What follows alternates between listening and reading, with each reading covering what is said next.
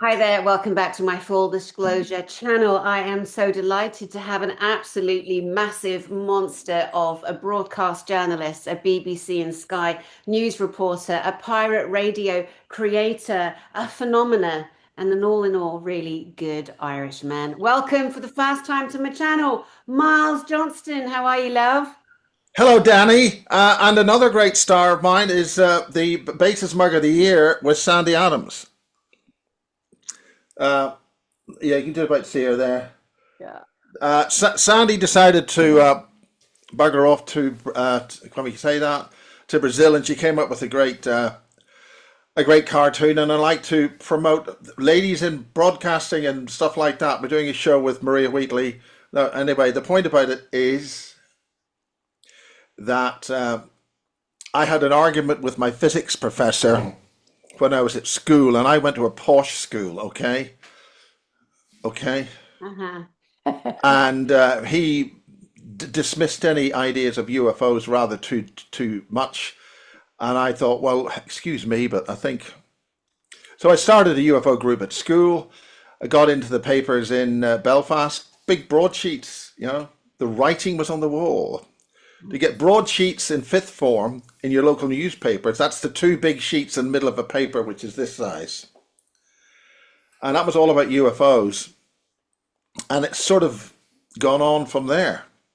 Did you see the UFOs, or was that your first kind of interest in the? I did see UFOs. I even had a book, my first book on astronomy.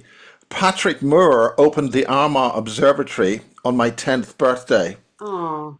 It's a bit like when I went to Swansea yesterday or on Wednesday. I arrived at Swansea, and as soon as I came into Swansea, there was the whole city exploded with fireworks on my arrival.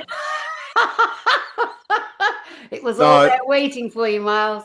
they were either waiting for me, or it was merely a coincidence that I arrived when it was the 5th of November. Oh, that's However, conspiracy theories would deny that was true. yeah. Well, those conspiracy theories would have me believe that you are CIA and FBI, and that our two Excuse Daniel me. them also CIA, FBI, Excuse me. infiltrated, compromised. So, which one of those are you? Which one of those are Uh, you, sir? oh God. I know, I know. If You if anything, I'm with the No Such Agency, and we don't know who they are. right, right. So, I know. Have you got that joke, Danny? You with the No Such Agency, the NSA. Yes, sir, I got it. Took a while, but I got it. Yeah, well, the Oh my point is, God. sweetie, that I wouldn't be involved with a bunch of colonialists who are muddying up a very nice continent at the moment and trying to navigate the world into thinking that the CIA is the only organization with the authority to tell you what a UAP is. Mhm. And there are other ways of explaining UAP. Well, it's Up, bollocks. The word is bollocks. up, Yeah, up something, up, and you have the A word.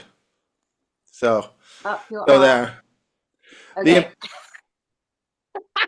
The Danny, is this a family show? I mean, Yes, it is, my love. It is, puppet. Listen, listen. Before we go any further, Miles Johnston, I'm so happy to be sitting down in front of you. And the last time I saw you physically was we were both leaving Glastonbury at the same time. In July, I'd spoken there, and I was leaving the next morning. We were on the only road out we onto were trying to get out of the town and the yeah, road was and the blocked. road was blocked. And it was so eerie because there was no one on the road but me and you were in front of me. I Probably because politely, they read the big sign saying road closed. yeah, well, we're rebels. We And we're went like, past we will about not cross. four of them. Well, anyway, going down the road, and there you are in your black car in front of me. I politely overtook you because I was going 30, you were going These 20. bloody women drivers. And then It's a I 20 went mile down. an hour zone, by the I way, didn't see the people. 20. I didn't see the And 20. she's And doing 30. I got traffic school on Sunday for something else I did. Anyway, so I passed you and then saw, of course, the shut down, road. But oh my God, because my sat nav, I was relying on the sat nav. Came back, No. you'd pulled over. So I just leant to say, and I wanted to be polite because I didn't know it was you in the car. In Um, other words, if you did know it was me in the car, you wouldn't have been polite. Oh my God, hi, No, I'm joking. I'm joking. Anyway, so God, then I'm like, the road's I have closed. feelings. I I have know, me feelings. too, me too. And then I'm like, hi, Miles, how are you? And then, yeah, that was that. And that was funny that we were both on that road, though. And then before then, this year, I saw you at the Alternative View. My friend Mangia Samantha Lawton was That speaking. was at least you can say her name. Yeah, yeah, I've known her She's the years. punk astronomer, and I'd invited her to a basis about 8 years ago, Yeah. and things didn't work out. And then she got all hurt. You didn't invite me. Hissy fit and tantrums. Oh, I'm sure she didn't have a tantrum, but she's a Listen, wonderful if I'm person. going to have a hissy fit, I'll beat anybody to have a hissy fit and a tantrum. Okay. I'm sure you would. Well, anyway, Dr. Mangia Samantha Lawton, long-term dear friend of mine, who turned the world of science on its arse with her proven information on what a black hole is, and it's called a black hole principle. And I was at that conference to support her and her work, and you were there. So that's the first time I met you in person, but I'd already heard about you. But again, like I say, and all jokes aside, to everybody watching, as far as I, Danny Henderson, am concerned, I am no longer listening to a single living being unless you can produce CIA, FBI, or any other bollocks papers to tell me that another human is infiltrated. I am ignoring you, and I am now suspicious of you. And I want that to be known in public because, Miles, I have Yes. been kept away from you, from loads of other people, and I'm bringing them all on my channel now because I have been prevented and others have been prevented of coming together. All right, now talking about coming together, let's promote your conference. I support other conferences, of course. Tell us who's speaking and when it is and what it's about, please, Miles. Okay. All jokes aside, just because somebody would say that they were trying to lock you up. Although we just had a very nice conversation with Beverly. That's why not we start with Beverly Rhodes. I've Yep. just interviewed her. We've done 2 sessions. Very heavy. Her sat nav was interfered with. You got to understand that if you're going anywhere important in this business and you're a person of interest, they have a laugh by messing with your sat nav just when you need to get to the last. Sat navs are irrelevant for the first 350 miles or 15 parsecs. It's only the little road down the left beside the right hand side on the notice that doesn't exist that you really need your sat nav. And Yeah. that's when they mess with you. So if they were doing that, you must be a person of interest.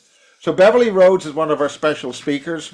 I kept that quiet because I didn't want too much interference with her. So for instance, when she flew over from the States, she had a screaming baby, which really screwed up her sleep on the plane, got her really, really fed up, really, really tired. And she wasn't available for some like 3 days, and she got a bit of a cough. So the arrangements that we had to actually do the interview were completely screwed. Okay? Mm. So they play with us and a little bit of a sense of humor. So we rearrange it, blah, blah, blah, everything's fine. And then I go to the Swansea conference. It's an event. I spoke at Swansea on Wednesday. And when we stopped at Cardiff, guess who got onto the first class carriage and sat in the chairs right beside me? Beverly Rose. A couple with a baby who was going to start screaming. Ah! Oh no! So that's them having a laugh. You've got Right, to see the way they operate on this. right. So fortunately, when you go past, the electrification isn't there past Cardiff to Swansea, so the train started as diesel engines and that was it. But that's a way of telling they are messing with you. Mhm. And they have a sense of humour, so you can have a sense of humour back. So we got Beverly Rhodes, Dr. Amir Jahangiri. Now, have you heard of him? Now, I've just spoken for the last 2 years at the Full Disclosure Now conference in the United States in Tampa, and that is a really big a thank you to all the people organizing that, because historically in the United States, anybody who's speaking at these conferences have to be an approved speaker. And any conferences that try to do that get a little bit of hassle. Have you heard of Antoine Gigal from she's Egyptian, very, very heavy duty French Egyptian lady, In another life, she ran a UFO group called European UFO Survey. Did a lot of heavy stuff in France. Remote viewed a lot of ET bases in France. French special forces went in and took them out. That was way back in the 90s. Okay. She was invited to a conference in the United States, and a number of other people, very good. First thing happened was, once they got all the invites and got all the publicity, website hacked, the whole thing messed around and delayed a year. And then when they actually were going to get, the foreign speakers were personally phoned up and said, if you come to this conference, we're going to bump you off. No pressure. So that was a good 15 years ago. So to get through to the United States and be able to talk there is a big deal. So I'm bringing these people over who put together that conference. Ida Farhat. Ida is a firebrand lady in Florida, and she helped Brian Singh to organize the Full Disclosure Now conference. And one of the people who's intricately involved with that sort of group is an Iranian doctor, very insightful into very high awareness things. He's called Dr. Amir Jahangiri, and he's coming. We've got some other guy called Brad Olson. Have you heard of him? Yeah, he's my mate. Yeah, I love him. He's coming, and would you see the size of him? God love him. Yeah. He's 6'7". He's huge. He's a tall 6 foot. Yeah. yeah. I thought I was tall, but I'm a short arse at 6 foot on a good day. He's the tallest one. He's coming. Billy Carson's tall too. Yeah, no, he's on my channel last week. That's coming out next week. Secrets of Antarctica. He's done so much deep diving on that under. Now that's there's a brilliant book called and will not distract. There's another brilliant guy called Draco Reed. Now he's cool. All the ladies will like him. He's Secret Space Program. No messing about, and he's going to be speaking for about 4 hours, and Ida Farhat will be introducing that. There's another brilliant lady called Julia Ankerhaven. Now she's British. She's a Brit, from this part of the world, and she's on the poster finally, and she's got really heavy. Danny, this is really hardcore stuff. People have suffered. A lot of people died. A lot of people it's not reverted. No, we'll go past that. Reanimated. That's what happened to Max twice. And it turns out that Beverly knew Max a long time ago, and he's been reanimated many times. Do you know what reanimated means, Danny? Yes, I do. Okay. So we'll move on from there. We'll come back to that. Let's Yeah, and then we've got see, one of the things I want to do is get the British UFO SSP people to come out more heavily, and that's the main purpose of this. And so people who's got these sort of experiences can come to the conference and have a chat with people very similar. Now, one of the people who've been pushing that on this country is Julie Phelps. Julie Phelps is ex-RAF propulsion unit specialist. And she's really brilliant. She had to go on the run because her Canadian husband was literally ritually ripped apart in a satanic ritual, blood everywhere. And she had to do a thing called go on the run. So she came back here, and then she started dealing with another great guy called James Rink, and she started putting her word out on that. And I was able to have Julie on a number of conferences, and she's very measured with the way that she approaches things. There's a really good, and I would encourage everybody in these conferences that this type of conference and what you're doing is to go to the British Space Expo. Now, that is when the British Space Command people there, you'll be delighted to know, Danny, that the head of the British Space Command, RAF Space Command, is a young lady, and she's blonde. And I'm telling you, to all you Americans out there, that the RAF are getting bigger patches on their uniforms in the United States. So she is definitely RAF Space Command, and they were encouraging women to join RAF Space Command. So they want recruits. They want to get people into the RAF British Space program. And there's a very good conference that's held. It's formerly been held in Farnborough, and then they moved it to the London XL. But they also have it now in Scotland. And Julie and I gate crashed or doorstepped the RAF Space Command brigadier. Now, what's his name? Air Commodore. I thought Commodore was a naval rank. So this guy was, RAF. He's having a coffee. He's got his mind, or they're minding their own business. And Julie walks up with her handbag with RAF on it. So then she talked in code about things like chipmunks. Do you know what a chipmunk is, Danny? Only the animal, not actually the code word, what that would mean in a military. Well, basically, that's how you learn to fly. You get a little propeller plane, so if you wreck it, you're flying suitably slow, so you don't really wreck yourself. So she talked chipmunks. But then she slips into the conversation about how boring it is on the RAF command on Mars. Very good. That little bit of how boring it is on Mars. So boring on Mars. That Aries Prime, it's so dull up there. Yeah, I mean, God. Yeah. And you're not allowed to talk to those other people because the other people are part of NAFTWAF. And so immediately we've just tied the Air Commodore of RAF Space Command with a base on Mars. And that's how the disclosure pushes. And we've got Miriam Yancey's upstairs doing some very good stuff. She's from Holland.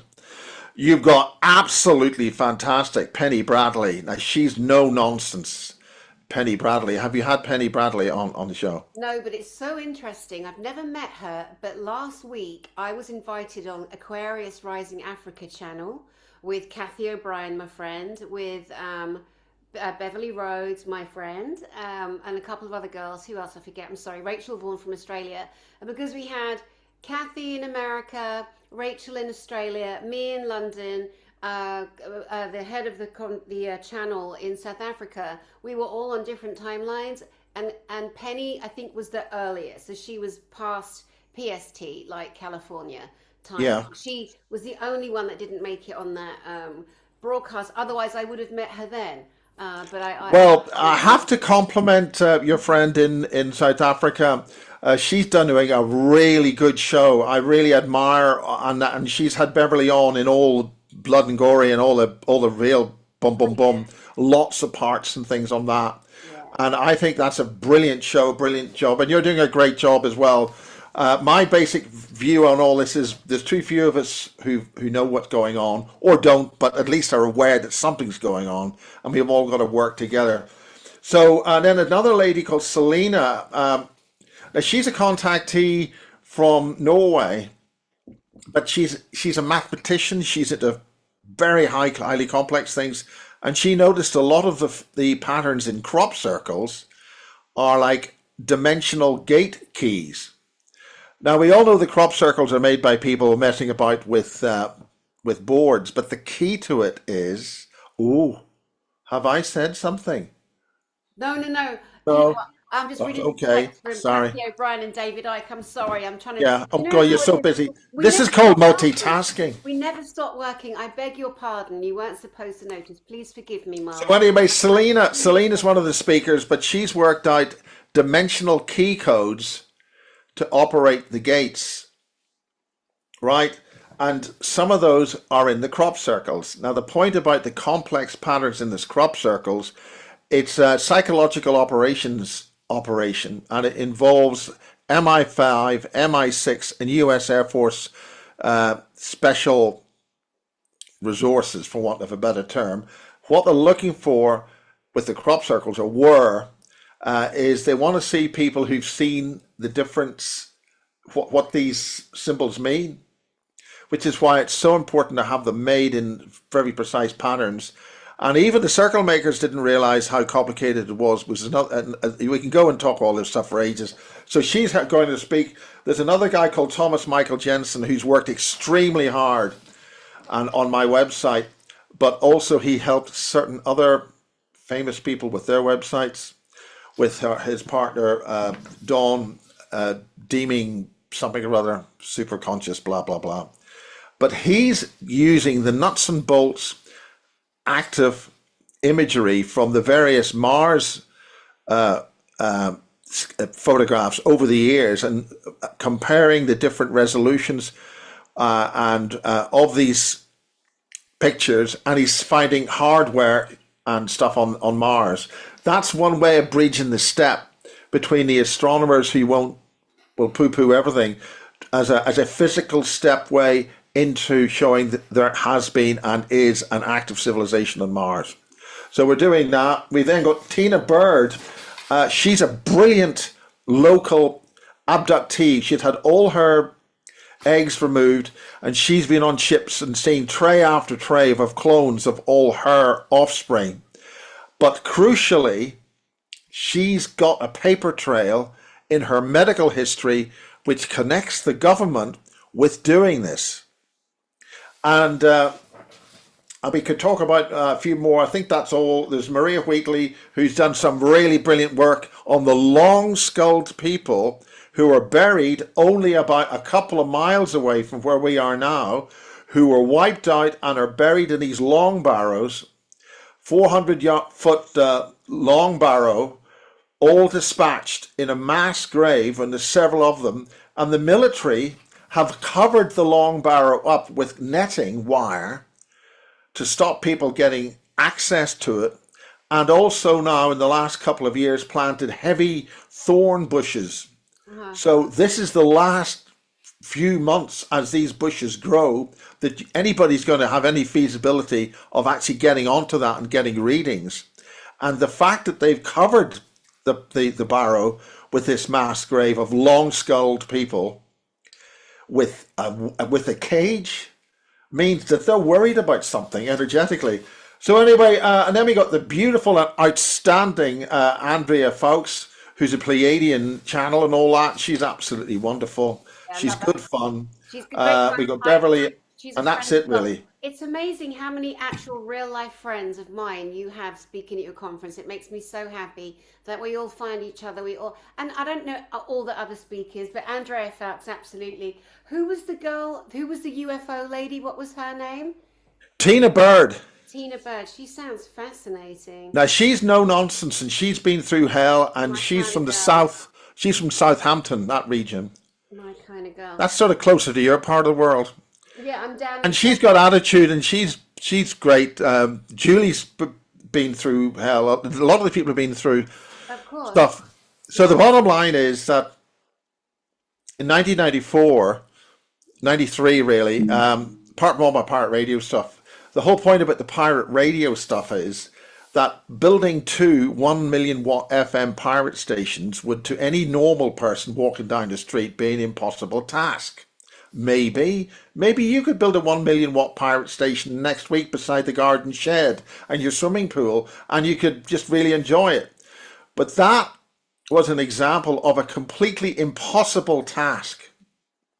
And this is what I'm saying about the whole community.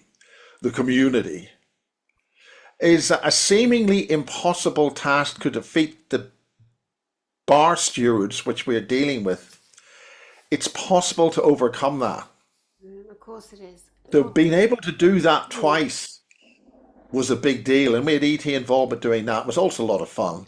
And the BBC, I for some reason, I was fired by the BBC for doing this 1 million watt pirate station. Why? I mean, it was in a different country. It was in the Irish Republic. Excuse me, BBC, but you're the British Broadcasting Corporation? There are other attributes you could apply to those initials. I happened to be working for them in Belfast, and they had this hissy fit in a tantrum saying, Miles, we sort of in the BBC don't really like our employees building up. You can't even put a TV aerial up for somebody and get paid for it. That's a breach of Yeah, contract. they're really bad. They're monsters. The monstrous BBC. So running a 1 million watt pirate station on AM and FM was sort of outside my employment brief. So they fired me. They fired me. Oh, So anyway, 3 or 4 months later, they're all jumping down in their BBC cars to film a documentary about the radio station I've just built. So I'm standing here with my former colleagues in the BBC, and basically they're all pissing themselves laughing, and it was good fun. There's video of that on YouTube, That's Kiss FM 103.7, so funny. and that's bringing in the Radio Caroline people. Yeah. So what was That's the a name? whole Radio that Caroline. I remember that. Listen, what was your you are a legend. I mean, the yeah. elements that you got, this is what I'm so happy to have you on and like share time with you and for you to share with us, the audience, your background because I just had no idea. It's like last week, I wanted to mention you said about the long skulls being covered up, Maria Wheatley's project being She's covered up. published a whole new book on that, and there's a Okay, so film. what I want to say is, and I think she's amazing, Maria Well, I Wheatley. think she's amazing. She Yeah, and steals my chips every Friday, and I pretend not to notice. oh my gosh.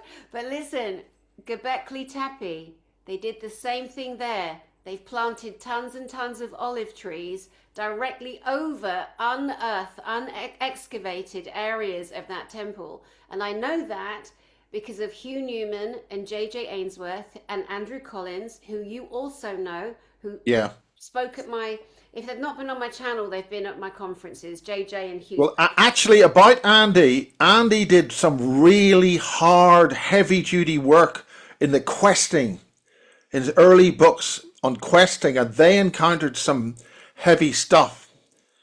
Andy's been around a long time. He's very, very hard-nosed, good stuff. He had Yeah. to leave that line of the business out of the way, but I mean that's blood and gut stuff.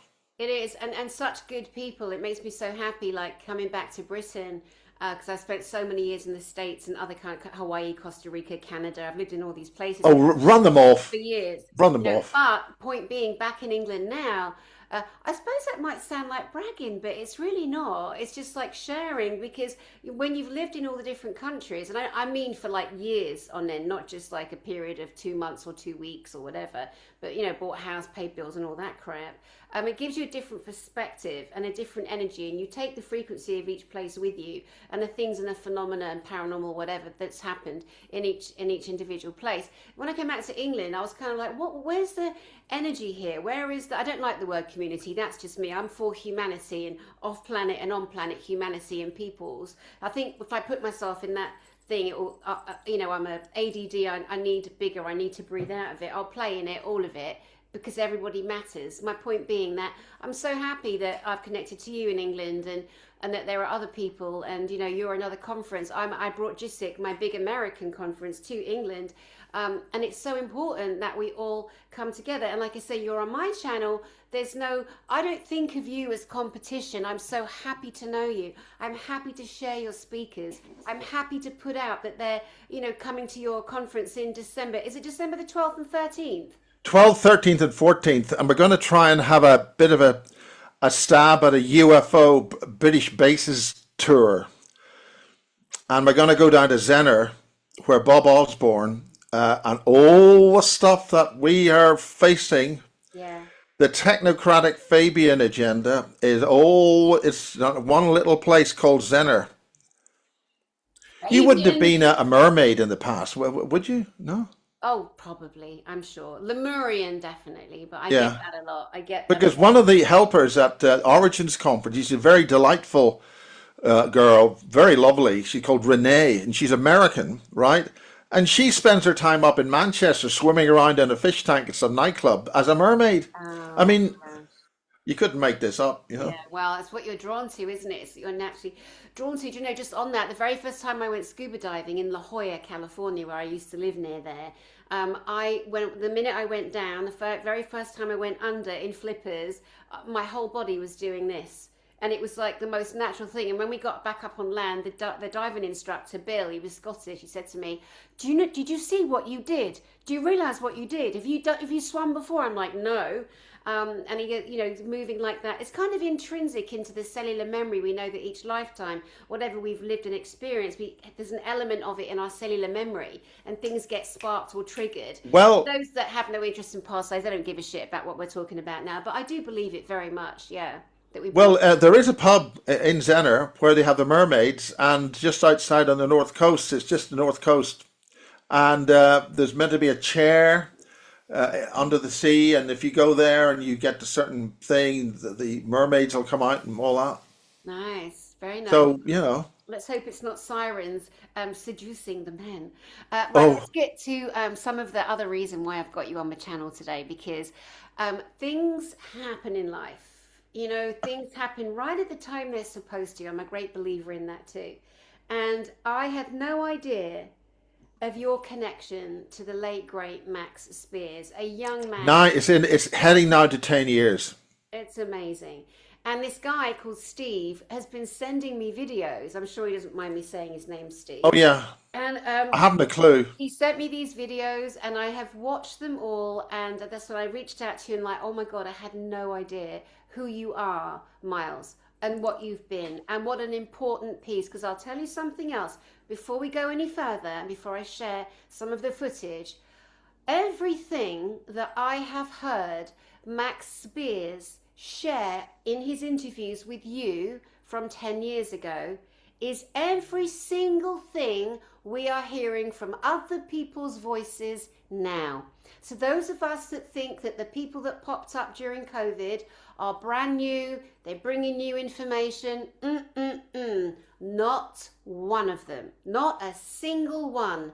Because Max Spiers gives information that I was blown away about. And I also want to shout out to Kerry Cassidy. And I would love to meet her and I would love to interview her. That woman has done decades of journalistic Yeah, research, broadcasting, put her life on the line, taken all kinds of abuse. And again, the she has taken let me that. just Yeah, tell you, before, and I want to hear from you, but the idiots that prevented me, handled me, controlled me for years, keeping me away from all of you lot, you know, they can obviously go suck it. I'm so cross, but you know what? I think timing again. I honor the fact that now we're all coming together. So now tell me about the great, brilliant Kerry Cassidy. Kerry Cassidy.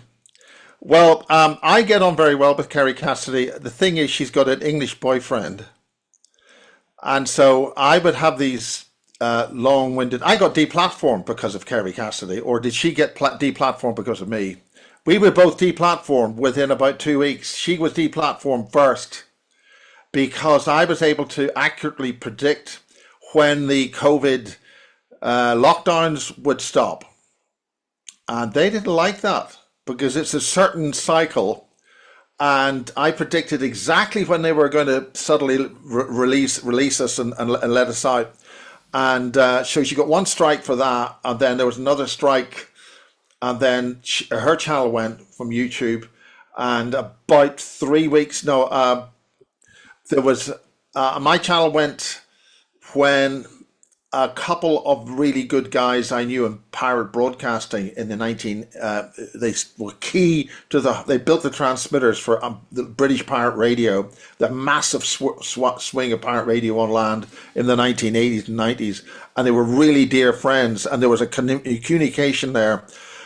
Don't need to go too much close with the details, but the point is they were bumped off, Oh my God. and then I was deplatformed within the days of one of those guys being bumped off. No, let me So just say right here before you go any further, because you know those mudder fudders listen to everything and they can swivel, but you know none of us obviously want things taken down, nor are we going to live in fear either. yeah, The no, other day, this week alone, Laura Eisenhower, David Icke, and Mark Atwood, you know, three people I know, have all got their platforms back. And I want to say to people as well, don't be fooled and be thinking it's all the white hats because no. not The white everything. hats are not in this anymore. Thank you. Give us more information, please. We are the front line now. We are the people who are not the so-called normies. It's an awful name, but what we're talking about and the level of what we're saying is streets ahead of so many people. And we've all got to work together. And this is why I use the example of the impossible miles, even getting a 100-watt transmitter. It's so difficult for you to get a 100-watt transmitter. You try to do that and to manifest that and get that on the air. All while I was working at the BBC, it was all good fun. But the point is, a seemingly impossible task. If you work together, we had help and we had protection when we did all that. 21 years, 25 years of Ireland waking up from the late 1970s right through to the Irish thing. They've been so heavily held down by German secret intelligence, by the so-called DVD, which is a secret German intelligence agency. Key players and leaders, all part of that, and that goes the whole way back to the technocratic stuff of the middle of the 1800s. And for instance, so I don't want to go off topic, but there is a force which is not from around here, which has manipulated everything approximately from the 1700s. A lot of this goes back. I did a lot of the video. I did the video and recordings for Francis Bacon, the Francis Bacon Society. The Francis Bacon was one of the illegitimate children of Queen Elizabeth I, and he wrought Shakespeare, to use a Morecambe Wise term. But that's full of codes and intrinsic, very, very subtle levels of information, all encoded and all that stuff. And everything seems to go back to roughly that date. But obviously things go back, and we don't need to, there's only so far you want to go back. But the point is, there's a collective message here. And you mentioned Max Spiers. Now, I was at the conference that Max Spiers was assassinated at. I was at the first Polish conference, and they brought me in for the second Polish conference, and that's how they were able to meet Max. And Max was one of the British children of a massive children's program to extract children from the schools all across the British Empire, right, including the Commonwealth, the whole lot. There's a thing called the heel prick test. Have you heard of that? Yeah, they still do it to babies.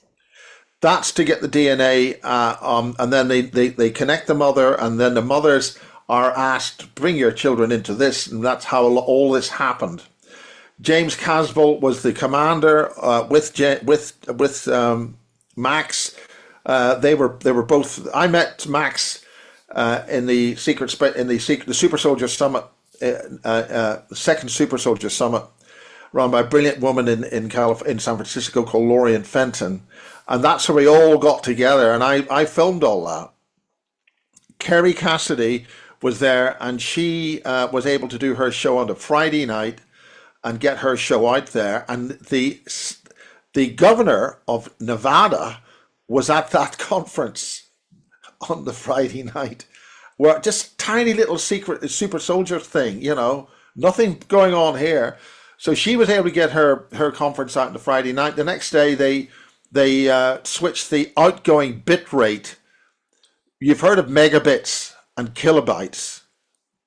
They reduced the outgoing bit rate from the hotel to 1. Wow.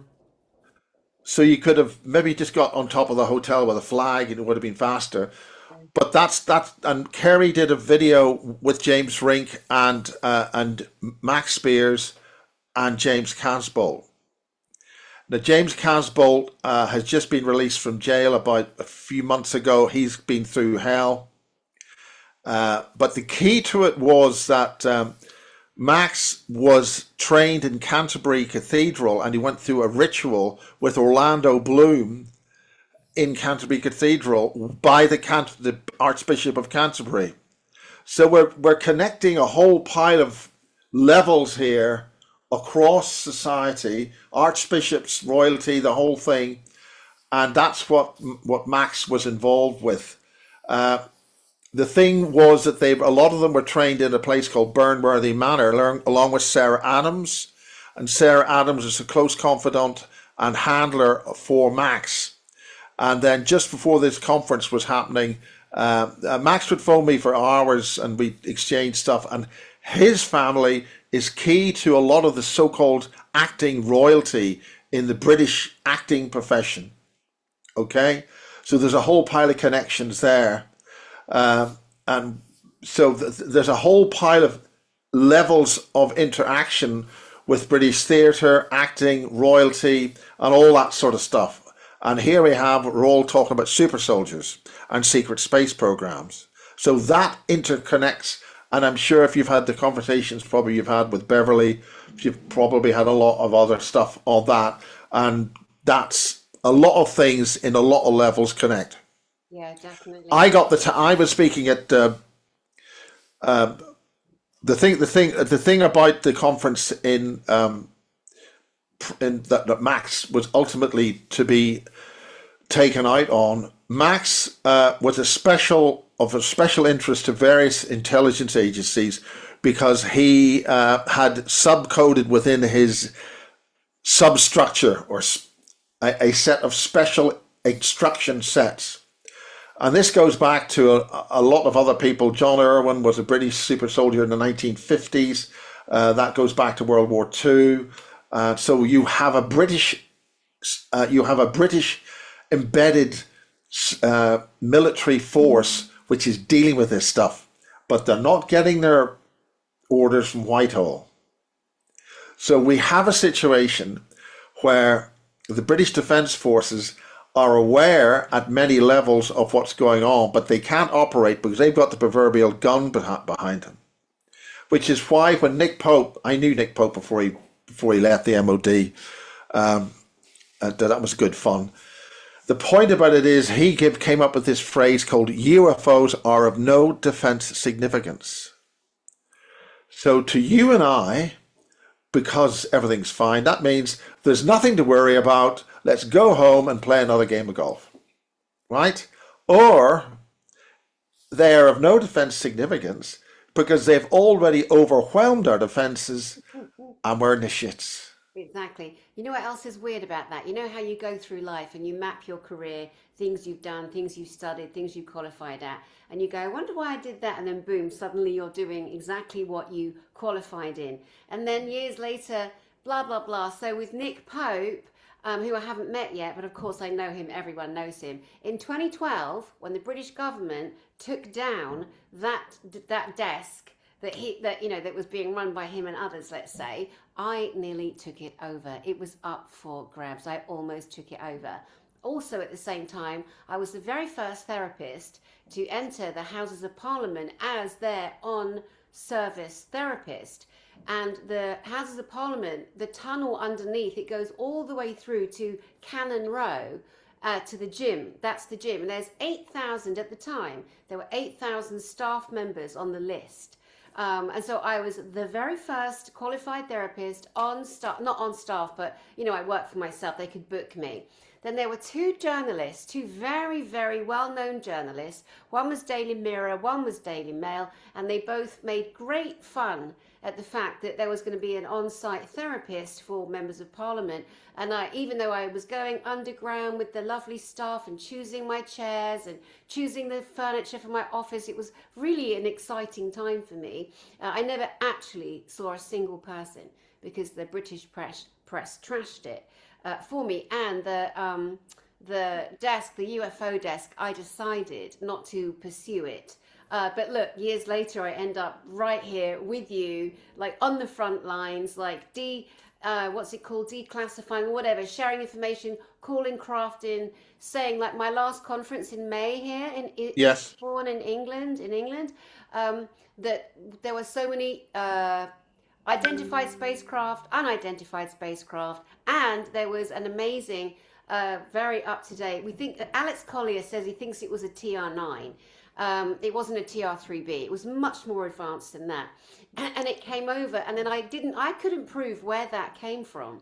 But somebody, a friend at the conference, was approached by her friend who works at RAF Lakenheath, and they wanted me to know that that's where that craft came from.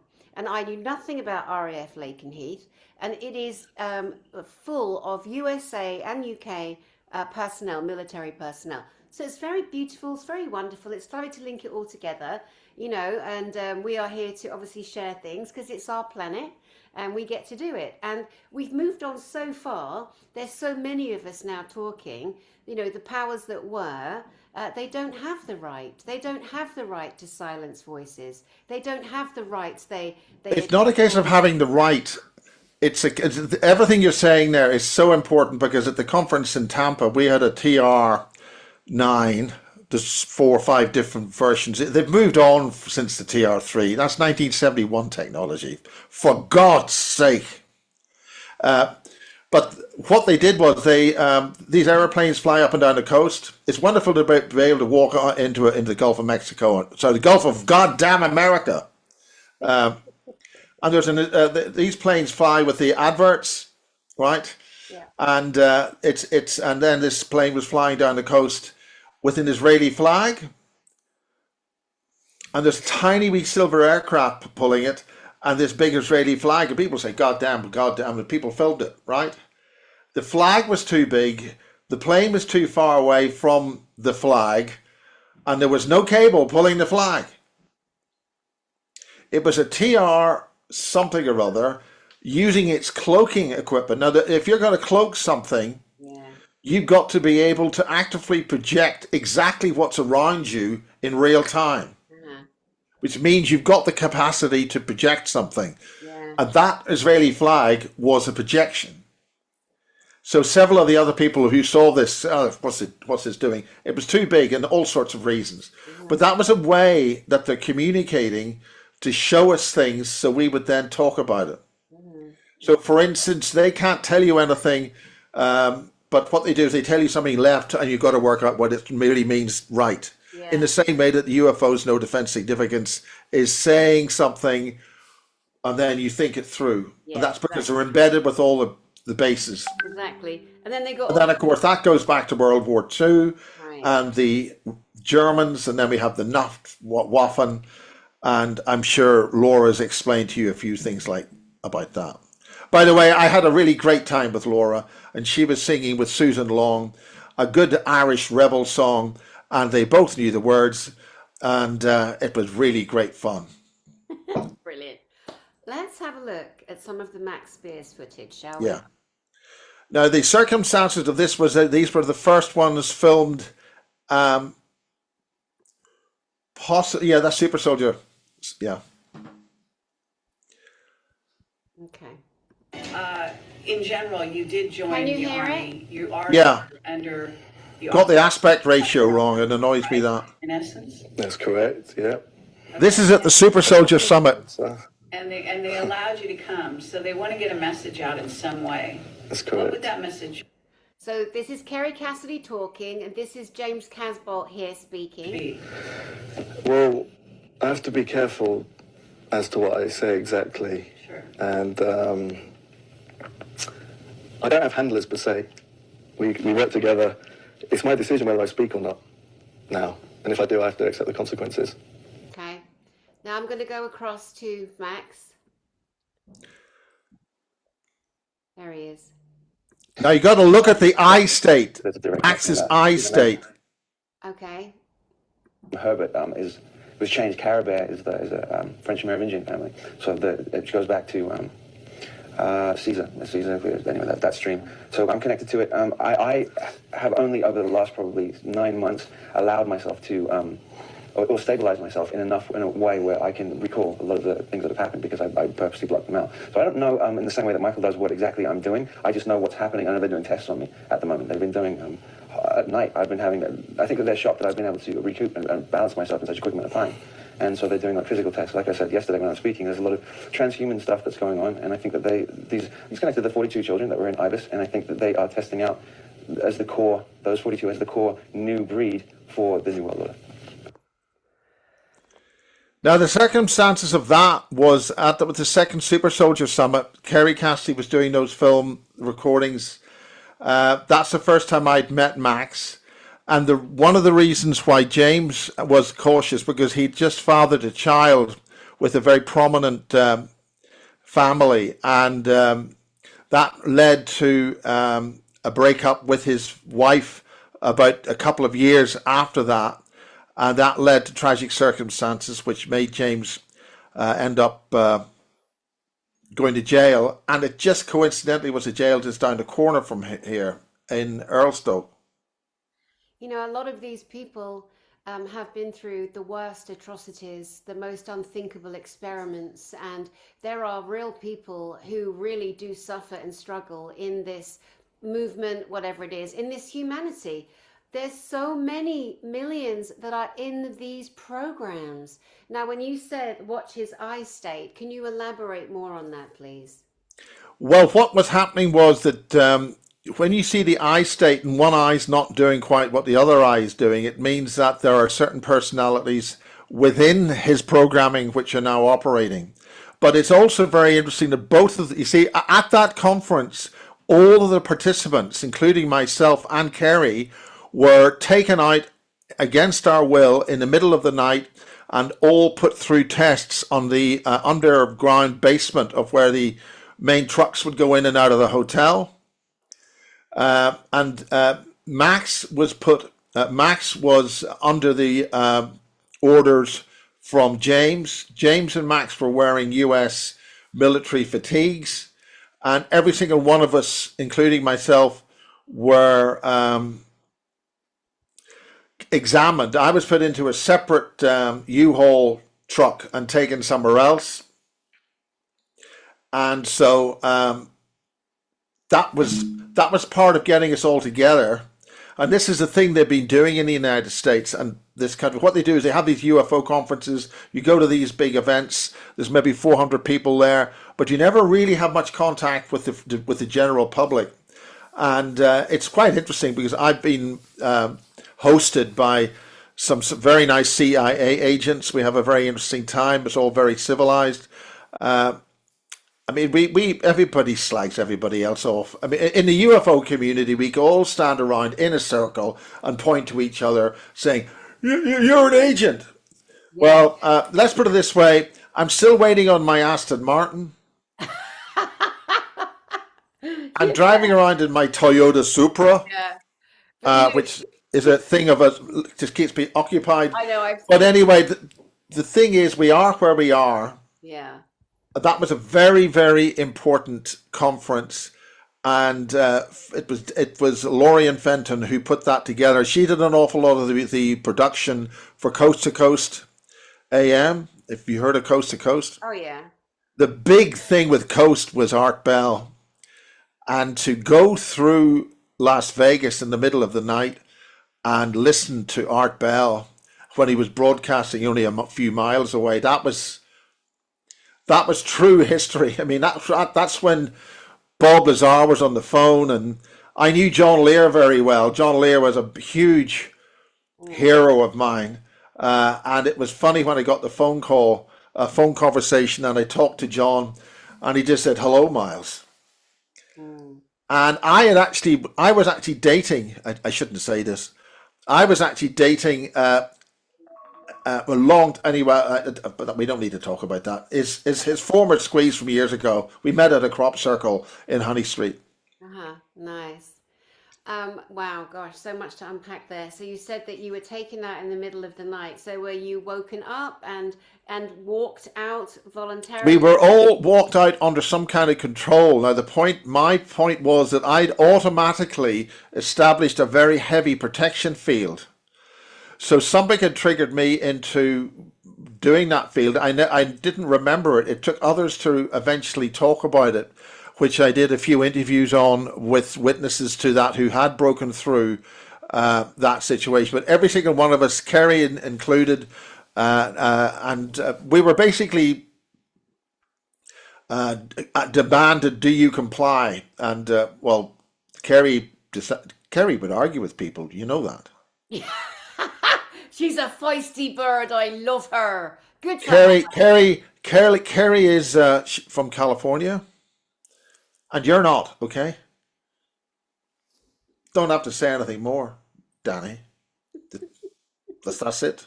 She's my So anyway, Kerry's good fun. It was actually, I'd just spoken at Kerry's conference in East London at Cloud's House, which is a wonderful facility run by a brilliant woman called Eleanor.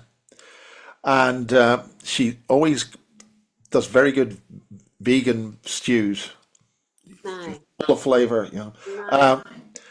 But that's when I got the text message, Max is dead. And I got 2 text messages. I knew the 2 people involved, and that includes you're bringing in Stuart Sverdlow there. And that's when they were trying to bring Max back that night. But we didn't know at the time that Max had already died, and was brought back again. So he was actually living in an already dead body for at least 3 days. Okay, so let's be a little bit, bring more detail because obviously you know very well the situation. You were close to him. I hope his mother doesn't watch this because nobody would. Vanessa will probably watch it. I And wonder Vanessa was very welcome. The point was, and the reason why there were a number of attempts on me, people have been trying to bump me off for years. So rude of them. You know, taking things out of steering columns and interfering with cruise controls and all that sort of stuff. Yeah. Poison the Eastern European voice. Miles, you are not supposed to survive that. And even Simon Parks, he said, Miles, you should have survived that. Yeah. Wow. But anyway, I'm here anyway. Maybe it's the coffee I drink. Well, the alcohol, that'll do it, Miles. 15 pints of Guinness every night. That'll make you invincible. Nothing can survive that, including deadly poisons. Too much iron, my love. That'll keep you protected, that's for sure. But okay, so let's very gently traverse to back and forth to the evening or the day. You said you were in Poland and Max was speaking. You'd taken him to Poland, is that right? You said I'd already been to Poland the previous year with the two ladies. One was a Swiss lady and the other one was Polish, and she ended up compromising the head of the European Committee Against Covert Harassment, UCASH, and he was a guy called Olsen. I think it was. But the point is, there was a multi-level intelligence operation going on here. The person who was going to give me fame and money and all of that was a German asset publisher. And so there were already, there was another guy involved who actually helped paint this house. Do you see this? Do you see this wall here? Yeah. That wall was painted by Kieran Lee Perrin. And Kieran Lee Perrin has a striking resemblance to King Edward the Eighth, the one who, or the sixth or whatever it is, the abdicated one. And it turns out there were a number of assets which were very similar to King Edward the Sixth, isn't it? The Eighth. Yeah, I mean the one that did a runner with. Yeah, he did a runner. Well, it's Simpson's but the boyfriend. BBC had got involved with all this when I'd left Sky. There's a whole lot of things all sort of woohoo flying around in the mix. Yeah. So the point was that you had Kieran Lee Perrin, who was an asset, and he was explaining to people how he had very large implants which had been placed and showed the MRI scans. And there's another lady who was involved with the Channel 4 program who was showing an awful lot of that information as well, much smaller implants into people's brains and things. And so he was speaking at the conference. Max Spiers was speaking to his conference. That was the first time Max was on his own. And that annoyed certain people. It annoyed certain people a hell of a lot. And then there was me. So there's three of us from England. Me and Kieran flew back after the conference, and Max stayed. And that's where they had got their prize, and they then got him to speak in all those various interviews that he did in Poland. Now, what they were doing there was that they were working his defense systems until he gave his permissions away, and that got them in. And then he died. The last interviews with Max, if the very last ones, are not on video, and he says on the interview, I was gone. I'd left. And then they brought him back. And then the next video you see of Max is Max bouncing on a trampoline. So when you die, the body goes into a slightly necrofying state where it starts to say, well, I'm not needed anymore, and it starts to decay, right? Things start going on, the death process. Now, Max was then brought back, and they got the body going again. It's called reanimating the body. So they got the body to reanimate. Now, and that's where we're called wet wear. When you come back into the body, it feels like cold water. And that's why it's called wet wear. So then what they needed to do was they needed to animate and get them all working. Sorry, I hit the mic. So that's where you bounce on a trampoline. So the body's getting gently hit and moved, and so every part of the body then is told, right, you're moving now. It's time to start, whatever. So I now whether that was when he then put the warning out. If anything happens, investigate. That was one of his last messages to his mother, Vanessa. And then what happened was that process, he'd been injected with a number of very, very distinct venoms. I understand it involved death adder venom and scorpion venoms to trick the body into a state of death so they could then have control of the situation. I think what happened was that they lost control of the situation. Max started walking around throwing up all this black material because he had necrofied. The body was getting ready. Now this gets gruesome. This is where you have the zombie stuff. But he was walking around and then they didn't get any medical help because he basically knew what was going on. And there was a whole lot of history there, a whole lot of hours going by involving the police and medical staff and certain people doing certain things. He then died at 4 o'clock in the afternoon, and the text messages came out. I didn't get those till about 5 o'clock after I finished doing my presentation with Kerry at Kerry's conference. And that is when an interesting website run by Stuart Sverdlow put a little message out saying there's a British investigator who thinks they're going to try and get Max back. Now, very, very, very few people would have known that they were assembling a team of particularly skilled individuals to bring Max back. And I've interviewed the person involved with that, and she explained that they were able to follow where Max had gone to, and he had gone to a meeting of the Knights Templar in the other realm. And they actually asked, could we retrieve Max? We'd like to have permission to bring Max back.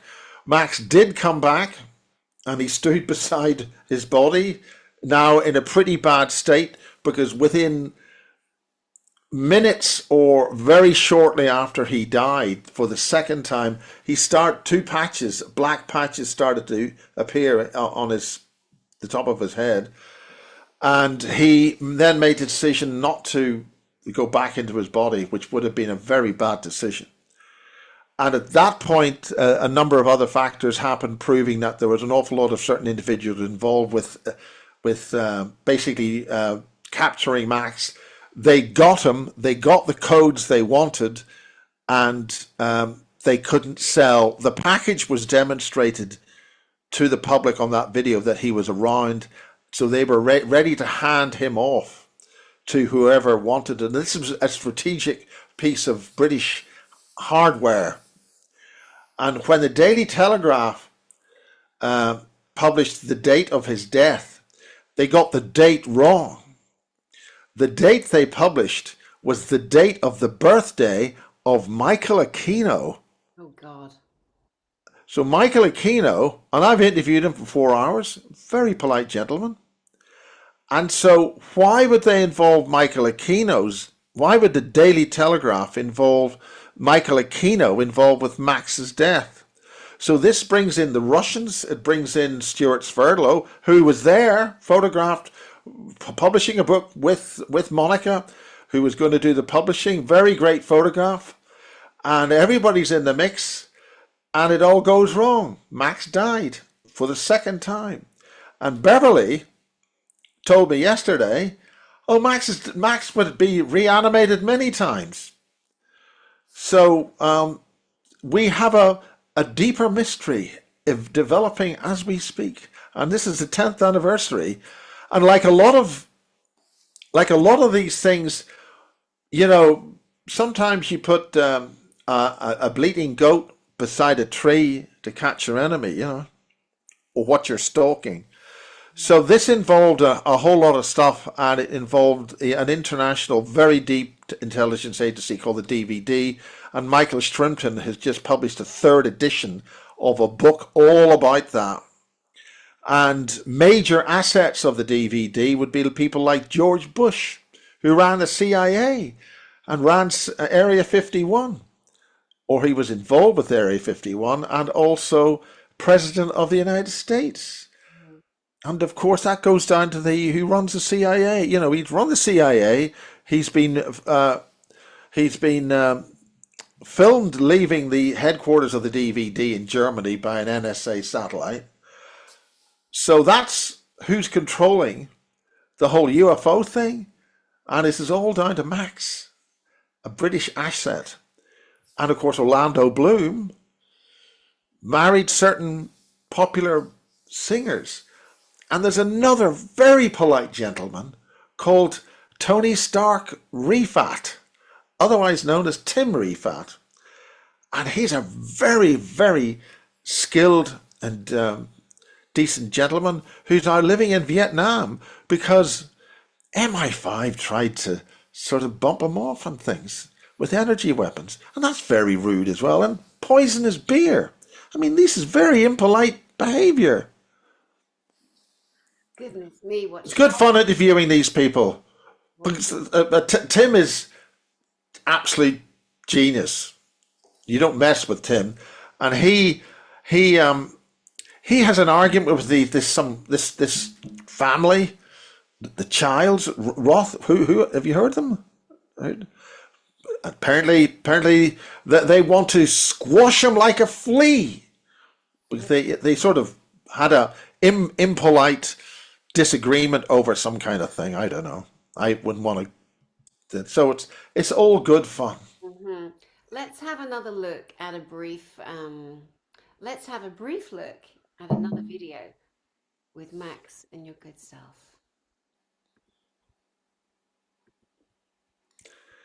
I don't know who that guy is with the red thing. At the Barge Inn, and some people will be going up to Knapp Hill and having a night watch to watch flares being launched over the military plane of Salisbury Plain and then calling them flying saucers landing. Believe you me. Anyway, this is a military training area. We're surrounded by military bases. The Illuminati live just to the left of us over there. The Illuminati live over there. But right here, you've got Max. And Max and James Casbolt are a couple of British super soldiers. So It's certainly not a word that I would ever use, and I would never call myself like super anything. I think it starts to get too much involved in ego when you supersize yourself like that. But it definitely there was military presence in what happened and what the agenda was to create and what was going on with that. I think. That's got the ball rolling. So, Max, over to you. Okay. Thank you. Okay, so I suppose the best thing for me to do is to start off explaining my connection with James Casbolt, and that began. I was born in Brighton, in East Sussex, in England here, and I grew up there until I was 8, 9 years old in Lewes, which is just outside there. But I was going back and forth from Brighton to Lewes, and it just so happened that James Casbolt was in Brighton at the same time as me for those period of time. Now there's a swimming pool in Brighton called the Prince Regent swimming pool, and I used to go there with my dad, and they have these flumes, a black one and a red one and a yellow one, and you kind of come down and you go into the water, and they have arcade games. And so I used to go there when I was 6, 7, 8, 9, and they had one of the video games that I used to play all the time was called Double Dragon, and I used to go and play it, and I got talking to this boy who was there all the time, and I used to see him there occasionally, and we'd play this game, and then subsequently, years on, we recognized each other. About 2007, we'd recognise each other. I said, "Oh yeah, I remember you from there. I remember you from Brighton." And so we acknowledged each other. I had been looking into esoteric, occult subjects since I was very, very little. Because I always knew that there was something that wasn't right. I was having experiences when I was 3, 4, 5, 6 in my bedroom. It would always happen when the sun went down, and when it was time for me to go to bed. I would be aware always that there was something. I mean, it's like the boogeyman sort of feeling, or the bogeyman sort of feeling, like there was something underneath the bed, or there was something in the cupboard, or there was something around me. When I would start to go to sleep, it would make itself more aware. It would make itself more aware to me. And what I feel now is that there were charmed objects put and placed in my bedroom, that where the house was built as well. Numerologically, it was 93 as well, which is a very specific number, numerologically to Crowley's OTO. So the number and the name of the road was High Down Road. Now, High down is a paradox. You can't have high down, so that's also connected to disassociating the mind, which I'll get into. So there was definitely presences in my room from when I was very young, and I was aware that when I would first start drifting off to go to sleep, I would feel myself, this would be every night, I would feel myself slipping out of my body, out above the roof of the house, out, and go up and up and up through layers and layers. So I'm going to leave that there, because people can go and find that video if they wish to. But there are a lot of children that will relate to his beginning and how this went on to being in a space program and being used as a military asset. That was the first time he spoke. That was at the Coronation Hall. He was very nervous, and that was the first time he actually spoke publicly. And Sarah was just off screen, and they spoke together at that event. And there's another gentleman who, just to throw a few names into the mix, Taj was there. That's the first time he turned up. And there's another lady there called Carolyn in the audience, and she was the person who ended up helping James out on his way to court in 2015. So a lot of history there. Can I ask you, and I do mean this sincerely, how does it feel when you see Max now, bearing in mind we're coming up to 10 years of prison? Well, the thing is, I've spent so much time shooting the damn stuff and editing it that I really don't listen to a lot of what they've said. And it's interesting what he said then, because when you do one thing, you clear everything out of your head and you do the next. And we would have telephone conversations at that sort of level, because his father was still operating in the services, maybe in Afghanistan and things. So there'd be an awful lot of stuff coming, and he had an awful lot to say. And he was meant to come here to do a series of interviews, and we got triggered very badly, and that meant that whole weekend's worth of recordings didn't happen as they should have. There was another team sent down by the late Kathy Thomas with another late key British UFO researcher. She died of cancer. So they're both gone now. And they did ultimately the last interview. I did an interview with him before he went to Poland, and then once he was in Poland, I was isolated in the top floor of the penthouse suite of the Hilton Hotel in where they just beside where they were holding the conference, and so that was to get my separate, because I knew Monica from the previous time. Harold Couch-Vela had actually been at the conference, the previous one, and he was the guy who came the whole way from Germany to talk about the sentient oil, and that contributed to a whole pile of stuff on the sentient oil, which the Germans refined in South America and ultimately refined and had a huge base of it in Thule Island, and that was the main cause of the Falklands War, that the British got hold of all of that stuff. Yeah, and this is the black goo, of course, that you're referring to. Which is very crudely called the black goo. Very crudely. Because the point about Max is his purpose was to explain that to us. And the fact is that was his primary mission, and he was doing that. And he did it then ultimately to the Polish, and then next thing he's dead. The good thing about it is that all this time later, those interviews are now being played. And that's my primary role. Get the stuff on the telly properly. And when we did the Confessions of an Alien Abductee with my former colleague Joanne Summerscales, that's Channel 4 Confessions of an Alien Abductee. That's the first time Marie Kayali came to the fore. And what people don't know is that her daughter was assassinated during the filming. And they decided to sort of just play a clever dicks on that and make it just some silly thing happen. Simon Parkes was first hit the scene. And another lady called Sabrina Piper. And Joanne was the star. And several other people were involved.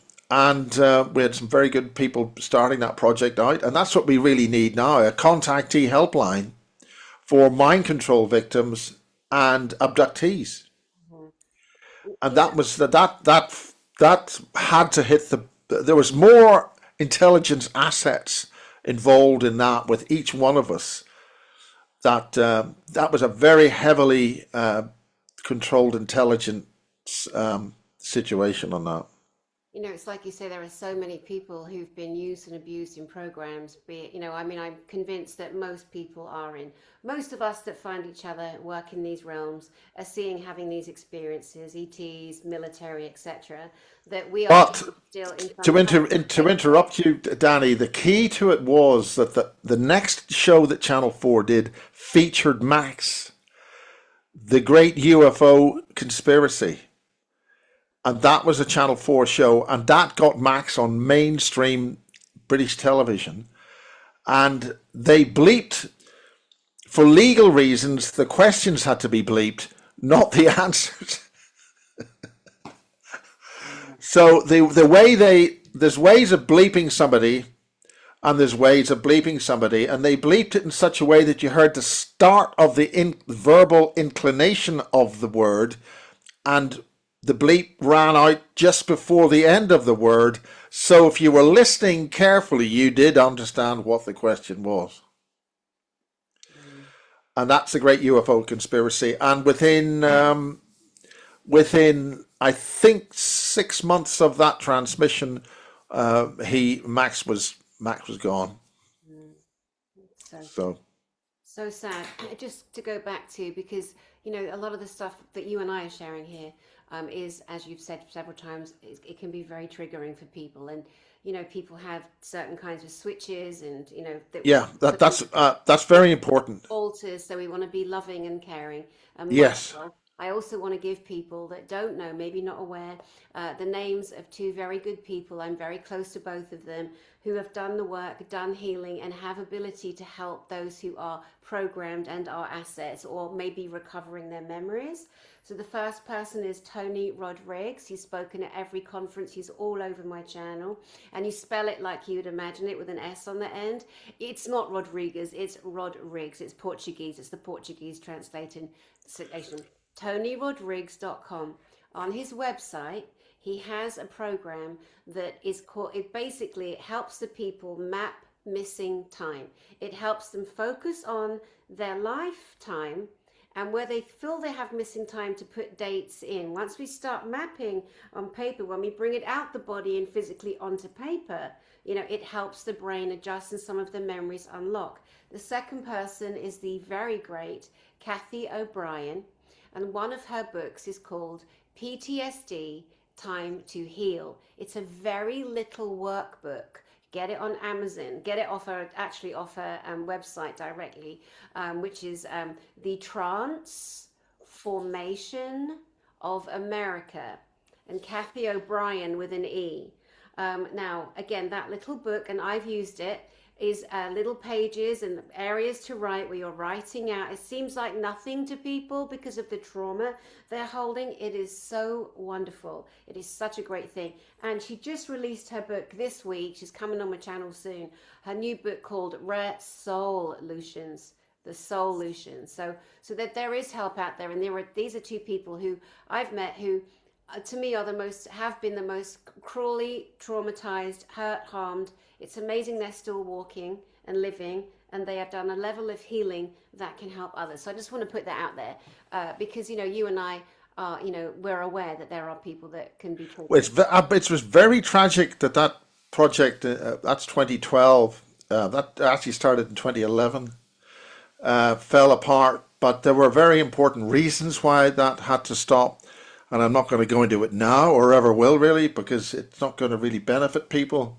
But there are a lot of, I think there's a brilliant lady who did a lot of training of a lot of people called Sue Allen, and it was Sue Allen Therapies, that was her training name, and there are quite a few therapists out there.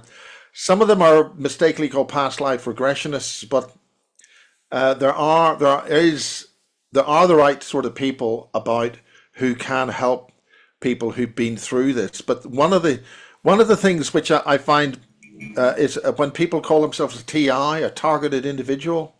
That's the wrong kind of thing to call yourself. I said, "Oh, I'm a TI." It means you're calling yourself a target, and then, oh dear, you end up being a target. So I've tried to reverse that and call it empowered individuals. When you are empowered, and the point is that all this stuff that they use, all these little electronic things and means of attacking us through all sorts of frequencies and whatever, you can fight these keyboard warriors back. A lot of people are actually paid. They get years off their sentence if they go to a little computer. They're given a control panel, and if you're just given a list of things to do, you just do this and send signals or preloaded programs to attack people, and they don't know what they're really doing, because the less they know about it, the more anybody who fights back can't get through that. That doesn't work. Okay. One of my engineering skill sets was building telephone exchanges, and there's a thing called call trace. So you can, in the movies, they say, "Oh, we got to trace this call." It's just hit with a button, so that locks the path of whatever has called through to you. Sorry, did I hit them? So metaphorically, you can do that with the so-called keyboard warriors. You can fight right back to source. And one of the early people at the sort of era of when those conferences happened was a woman called Solaris Blue Raven. There are other people who've fought back. Some people call it a reversal. You send things back. From a technical engineering point of view, with scalar energetics, it's a whole weapon systems called energetics, scalar electromagnetics, or scalar energetics. There's the, now, are you going to write this down? Absolutely. There's the time reversed wave. Oh God, it's the phase conjugate of the time reversed wave. Okay. Now, when you're phase conjugate, you're sending a pulse back through the exact path that wherever was coming to you, wherever it came from, and the time reverse domain goes back to the source of whatever's just fired at you. And it doesn't matter where it is, which universe it is, what time domain it is, that works by hitting the target that initiated it. And for that reason, a lot of people try to use relay stations, for want of a better term, where they can send it, but it comes from somewhere, and they can do whatever they can at whatever those relay stations are. I'm using engineering terms here, and it'll still get through. It's come from somebody, and it'll get back to that whatever. And that's a situation which is in progress for all those nasties who wish to enslave humanity. They should have left, and they haven't. So it's going to be a case of shooting fish in a barrel, sweeties. Have I delivered a message there, Danny? Very much so. Very well done, sir. And also on a soul level, the fact is we're these electromagnetic beings, and we all have this incredible power. The individual, we have more technology in these bodies than anything else in the universe, and that's a fact. And when someone sends something to us, we can just send it back with neutral energy. It doesn't matter if it's negative or positive. Return to sender. In a nutshell, that's what you're saying on different levels, multidimensional levels. But people out there with an ear to hear and a heart that's open to listen and receive will absolutely follow that. So return everything to sender. Well, I never knew I could put a 1 million watt power station on, let alone put it on twice. So a seemingly impossible task can always happen if you focus and get on with it. Indeed. So there it is. We are here, and we're not going to be messed around with a bunch of unhappy people, if they can call them people. Subhuman sewer rats that feed off algae and scum. Ugh, and But algae and stuff had important things to do. Yes, indeed. It's the building.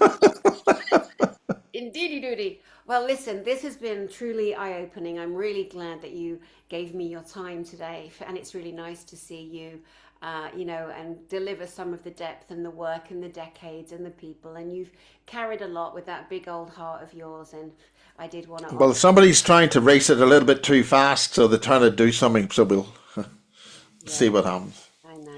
Well, we'll send you lots of love and protection and gratitude for everything you've done and do. And just tell us one more time when your next conference is being held and the date. Right, the big conference of the year is the 12th and 14th of December, Basis 2025.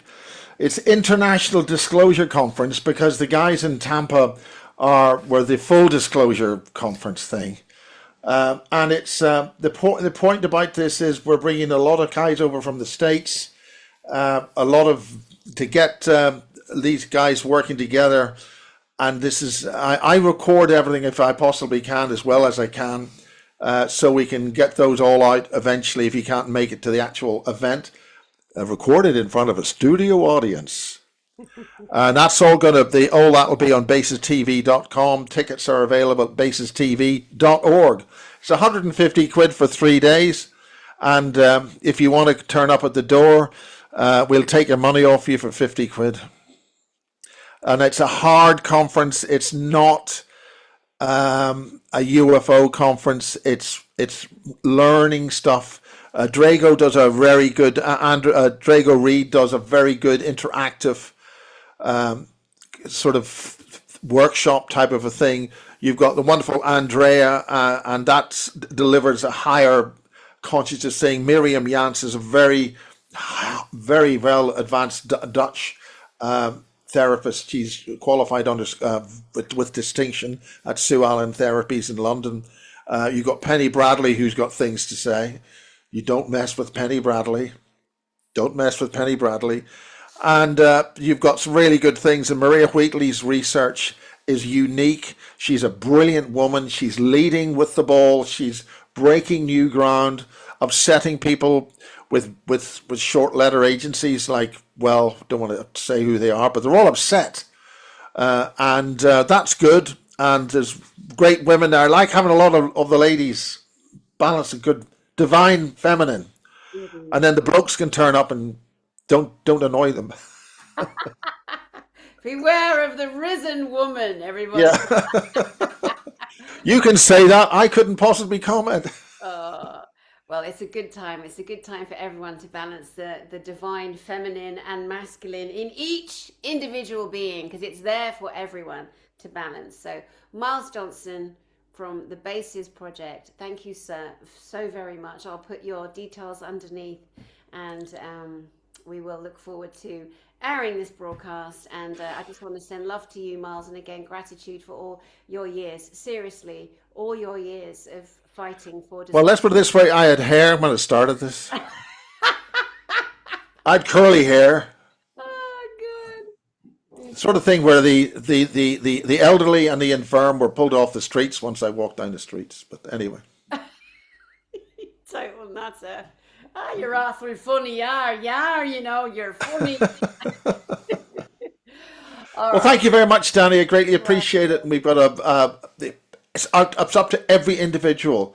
The thing about the Pirates was that it was small people, individuals doing their own little thing. And if you do that, you'll get help.